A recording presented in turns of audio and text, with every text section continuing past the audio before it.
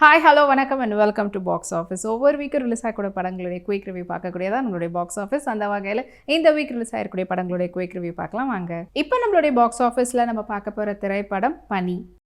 ஜோஜோ George அவர்கள் direct பண்ணி நடித்து வெளிவந்திருக்கக்கூடிய படம் தான் பனி.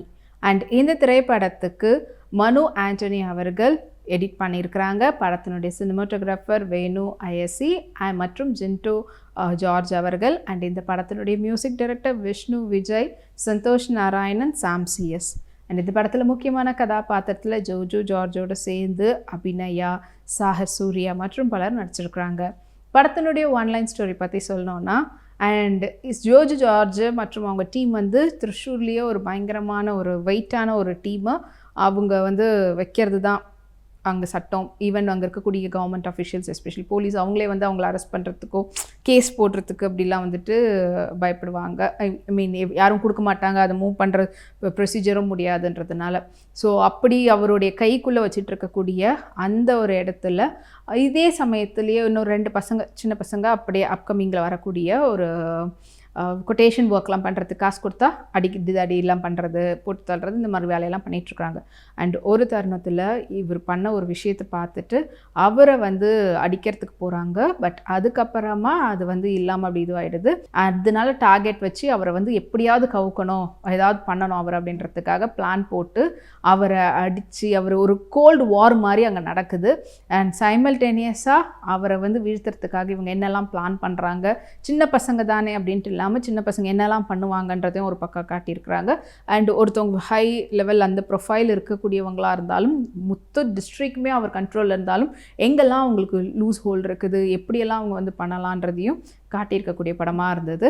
அண்ட் இந்த படம் ஆல்ரெடி பார்த்திங்கன்னா 3-2 வீக்ஸ்க்கு முன்னாடியே மலையாளத்தில் வந்துடுச்சு. அதனுடைய வெற்றியை தொடர்ந்து தமிழ்நாட்டிலையும் மலையாளத்துலேயே நல்லாவே ஓடி இருந்ததுனால இப்போ தமிழ் டப்பிங்கில் இந்த வீக் ரிலீஸ் பண்ணியிருக்காங்க.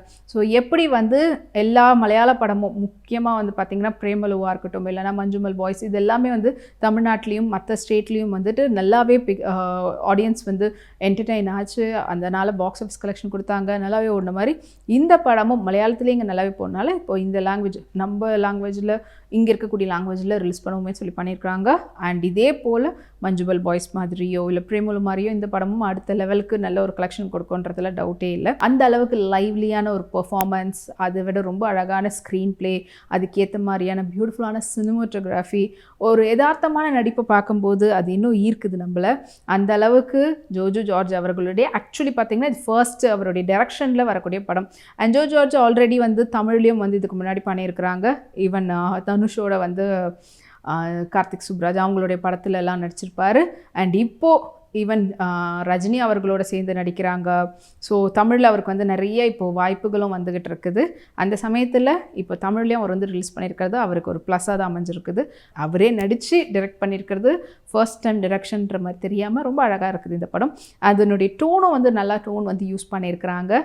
ஸோ ஒரு எப்படி ஒரு பெரிய கேங் எப்படியெல்லாம் பண்ணலாம் அப்படின்றதையும், சின்ன பசங்க எப்படிலாம் பூந்து விளையாடுவாங்கன்றதையும் காட்டியிருக்காங்க. அந்த பசங்க பண்ணுறது அப்படியே எரிச்சு ஊட்டுற மாதிரியான ஒரு கேரக்டர்லையும் அழகாக அவங்க பெர்ஃபார்மன்ஸ் பண்ணியிருக்காங்க. படத்தில் நடித்த அபிநயா முதல் கொண்டு எல்லாருமே அவங்களுடைய பெர்ஃபார்மன்ஸ் அவ்வளவு அழகாக படத்துக்கு இன்னும் கூடுதல் பலம் சேர்க்குற மாதிரியான பெர்ஃபார்மன்ஸை கொடுத்துருக்குறாங்க.